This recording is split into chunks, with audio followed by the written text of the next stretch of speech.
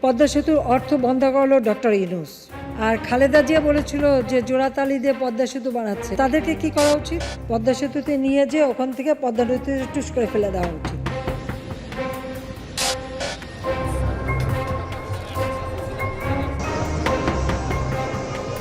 পদ্মা সেতুর অর্থ বন্ধ করলো ডক্টর ইউনূস।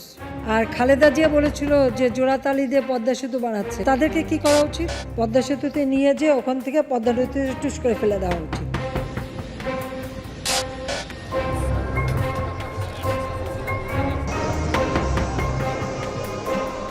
২১ নভেম্বর সশস্ত্র বাহিনীর দিবসে সেনাকুঞ্জে বিশেষ অতিথি হয়ে গেলেন বিএনপি চেয়ারপারসন বেগম খালেদা জিয়া।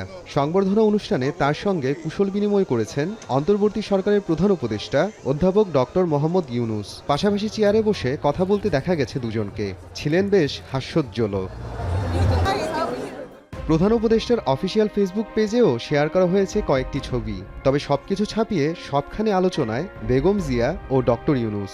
বিকেল থেকে নেটিজেনদের নানা পোস্ট আর কমেন্টে সরব ফেসবুক। তাদের দুজনের ছবি শেয়ার করে অনেকে স্মরণ করিয়ে দেন হাসিনার একটি মন্তব্যকে। কোরআনের আয়াত উল্লেখ সহ একটি কার্টুন ও বৃহস্পতিবারের ছবি শেয়ার করেছেন বেশিরভাগ পোস্টদাতা।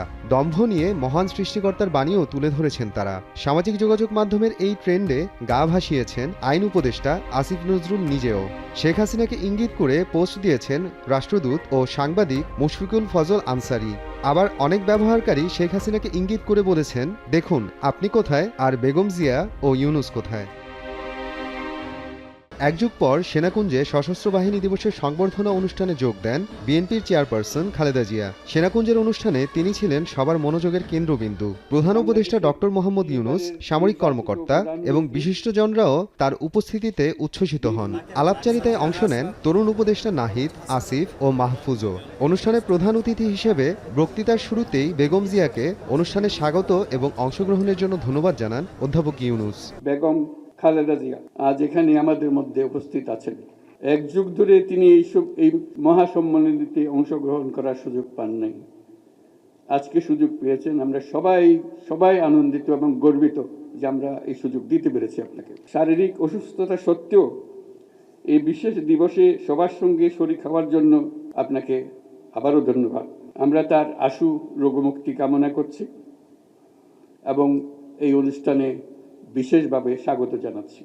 সাবেক সেনাপ্রধানের স্ত্রী, সাবেক প্রধানমন্ত্রী ও বড় রাজনৈতিক দলের প্রধান হওয়া সত্ত্বেও গত ১২ বছরে সেনাকুঞ্জের অনুষ্ঠানে যেতে পারেননি বেগম জিয়া। মূলত ২০০৮ সালে অনুষ্ঠিত নবম জাতীয় সংসদ নির্বাচনে জয়লাভের পর থেকেই রাজনীতির মাঠে বিএনপিকে কোণঠাসা করার প্রক্রিয়া শুরু করে আওয়ামী লীগ। ২০১০ সালে দীর্ঘ ৪০ বছরের স্মৃতিবিজড়িত ঢাকা সেনানিবাসের শহীদ মইনুল রোডের বাড়ি থেকে উচ্ছেদ করা হয় খালেদা জিয়াকে।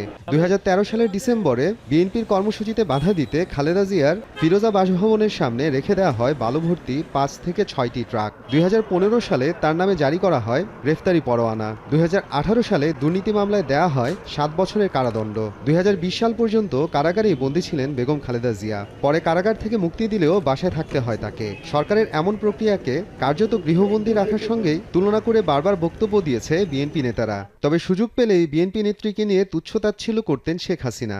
তার সঙ্গে কড়া সমালোচনা করতেন ডক্টর ইউনূসেরও। পদ্মা সেতুর অর্থ বন্ধ করলো ডক্টর ইউনূস। আর খালেদা জিয়া বলেছিল যে জোড়াতালি দিয়ে পদ্মা সেতু বানাচ্ছে, কারণ বিভিন্ন স্পানগুলি যে বসাচ্ছে তো ওরা ছিল তার কাছে জোড়াতালি দেওয়া। তো বলছিল জোড়াতালি দিয়ে পদ্মা সেতু বানাচ্ছে, ওখানে চলা যাবে না, চলে ভেঙে পড়বে। তো তাদেরকে কি করা উচিত? পদ্মা সেতুতে নিয়ে যে ওখান থেকে পদ্মা নদীতে টুস করে ফেলে দেওয়া উচিত।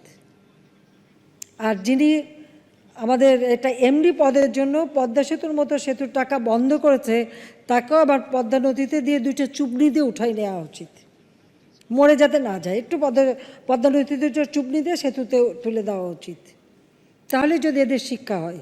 এদিকে প্রধান উপদেষ্টা ডক্টর মোহাম্মদ ইউনূসকে নিয়ে খালেদা জিয়ার একটি পুরনো বক্তব্য এখন সামাজিক যোগাযোগ মাধ্যমে বেশ আলোচনায়। বিরোধী দলীয় নেত্রী থাকা অবস্থায় ২০১০ সালে বেগম জিয়া জাতীয় সংসদে ইউএস কংগ্রেশনাল অ্যাওয়ার্ড ভূষিত হওয়ায় নোবেলজয়ী অধ্যাপককে অভিনন্দন জানান। এছাড়াও গ্রামীণ ব্যাংকে আওয়ামী সরকারি হস্তক্ষেপের প্রতিবাদও করেন তিনি।